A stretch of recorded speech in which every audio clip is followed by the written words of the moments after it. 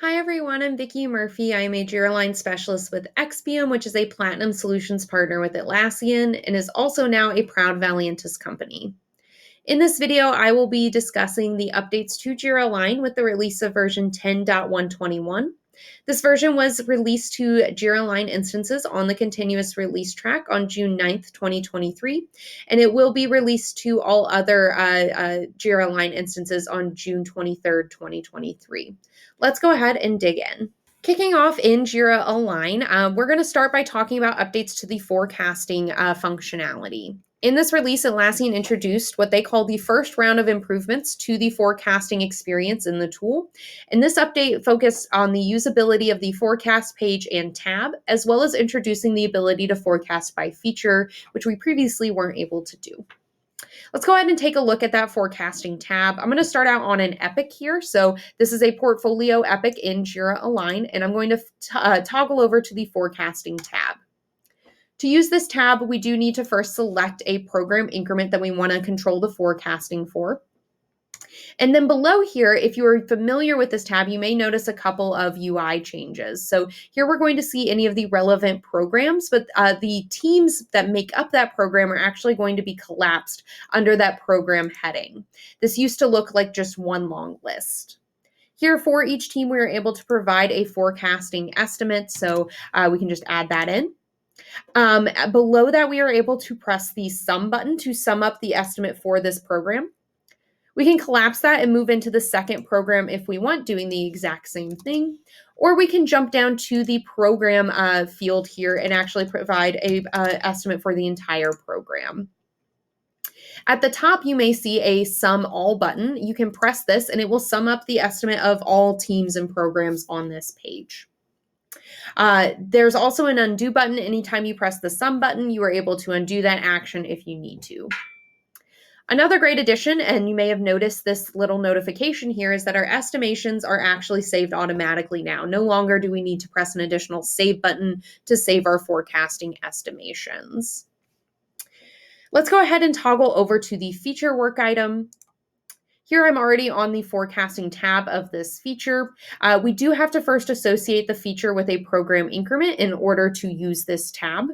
And once we do, we will have that relevant program listed here. And the functionality all works the same. We can add in an estimate for each team. We can use the sum and the sum all buttons as well. The estimations are also still saved automatically.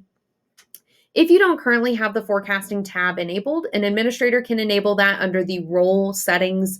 If any admins are watching, this will be under the program layer on the feature work item. It will be a new tab that you can toggle on.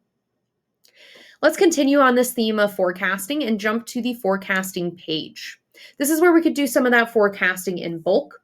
Now we're going to see new toggle options up here at the top, just making it a bit clearer what data we are actually looking at. We can toggle between the program and team level in the first option. This just controls, do we see the individual teams listed here, or do we see the entire program as we are filling out this information? And then we can toggle between the different work items. So we see Epic and Feature here. Now that we can actually do forecasting by feature, we will see the feature option. The default columns displayed on this page have also been reduced to what you see on my screen here: theme, owner, effort, and capacity. If you have previously worked with this module and toggled on other columns, they will remain visible to you. You can update the columns you have selected or restore the defaults by going to Configure Columns in the top right. You will also see some new column names listed here, as well as some that have been removed. The parent toggle is no longer visible here. Instead, we have specific work items like theme and epic, and if it's relevant in your environment capability, you're able to toggle these on to see the relevant parent work item of whatever tier you're viewing. So if you want to see the parent of a feature or the parent of an epic, you can toggle these columns on or off. The last update to the forecasting module is that administrators are now able to enable the ability to display standalone features while viewing epics in this page. A standalone feature, if you aren't familiar with that terminology, that is just a feature that does not have a parent.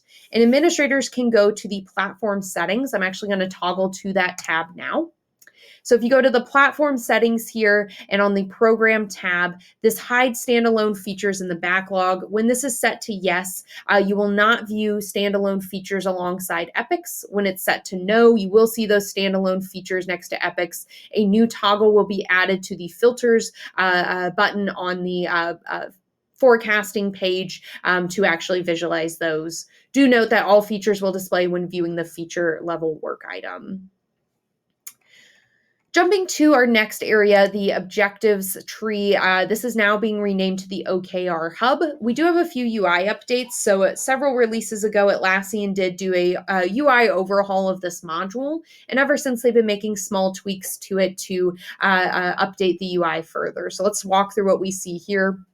The quick filters area has been updated. This has been shrunk down really, and to give us more screen real estate for our data below. These do still work as quick filters. You can click one of them to filter the grid based on that status column. The table at the bottom of the page now is in a container, so it doesn't run off the side of the page. We can use the horizontal scroll to actually scroll to view more information. Atlassian also added text wrapping and increased font size, as well as increased color contrast to this page. The next couple updates deal with some of the reports in Jira Align, starting out with the scope change report or the program increment scope change report. If you are familiar with this report, it's great for viewing what we actually completed within our program increment and how our scope may have changed. One of the sections, if we scroll down to the bottom here, are going to show us the features that were removed from the program or program increment after it began. And this is where we see the update to this report. We now will see this reason column, and this is going to show us the options of deleted, canceled, the feature now belongs to a different program, the feature now belongs to a different program increment, or the feature now belongs to a different program and PI. Just giving us a little bit more context of why this information is showing up in this section. We also see a minor update to the drill down of the program increment progress report. You may refer to this as the burn down chart. If we go to the drill down area here to drill down to specific programs or teams or epics, now this blue line here is going to reflect the behavior of the blue line on the main burn down reports that we just saw. So first it's being renamed from the scope line to the ideal burn, and now it will always display as a straight line of that ideal burn to match that behavior of the charts displayed on the main view of the report. A few more updates switching to the slides here. We do have some announcements of removed functionality. So the 5 legacy reports that you see on my screen here have been removed with this release. Atlassian did mention if you navigate to these pages from a previously saved link, you'll just be given a notification that that functionality is no longer available. Additionally, Atlassian is announcing the removal of the Zendesk connector. This will be removed with the release of version 10.124 later in 2023. The settings page and functionality that make up the Zendesk connector will be removed from the administrative settings. This is a legacy connector, and Atlassian did mention that they do not offer this connector for new Jira Align instances and haven't since they acquired the tool. After this connector is removed, if you did have work that was syncing with Zendesk, that work will remain in Jira Align. Just any updates in either system will no longer sync between the tools. And Atlassian did mention that their documentation and in-app help content will not be impacted by this update. Those are both powered by Zendesk and will not be impacted. We do have some new APIs for the Jira connector. So users will be able to create, read, update, and delete field mappings for the 5 connector settings on the slide. The Azure DevOps connector did receive some updates as well. Starting with the connector, will now be able to support the sync of some custom Jira Align fields. With this update, the text input custom fields for features and stories in Jira Align will now be able to sync either bidirectionally or from Azure DevOps to Jira Align specifically, depending on the sync configuration for that work item. Existing system fields configured in Jira Align on the details panels for those work items will now appear in the ADO connector slide out. You see some examples of that here on the slide. To enable the sync of this data, you will need to enter the exact ADO field that the Jira Align data needs to sync with in the field mapping box.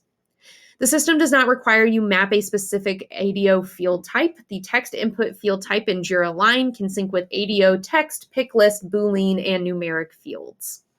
Additionally, do ensure that those custom fields are enabled for the portfolios impacted by the connector. If you don't have the field activated, you will see a warning sign in the connector settings. And finally, the work code field name mapping has been moved in the ADO connector to the Items tab. The field mapping will retain any existing mapped values, and the sync logic will remain the same. An update to the Jira software connector. With this release, when users make updates to the parent work item or program increment fields on features, these changes will automatically sync back to Jira software, even if no additional fields are updated. Atlassian calls out in the release notes that this change will just ensure the timely sync of information for our Jira software epics or features. And finally, Atlassian did mention in the release notes that starting in July 2023, users may see occasional in-product messaging to sign up for future user interviews or research opportunities with Atlassian. These studies do help Atlassian improve Jira Align and are completely optional. And they also called out that any information you were to share in these interviews would remain private. So if you're interested in helping give some feedback to Atlassian, do look out for those notifications. There were several defect fixes with this release. In fact, some of those updates we talked about around the forecasting functionality resolved 9 of the defects in the backlog. If you want to view any more details about these defect fixes or any of the feature updates discussed in this video, you can check out the release notes. They are linked in the description of the video. And that is all for the release of version 10.121 to Jira Align. Thank you very much for watching, and good luck on your Jira Align journey.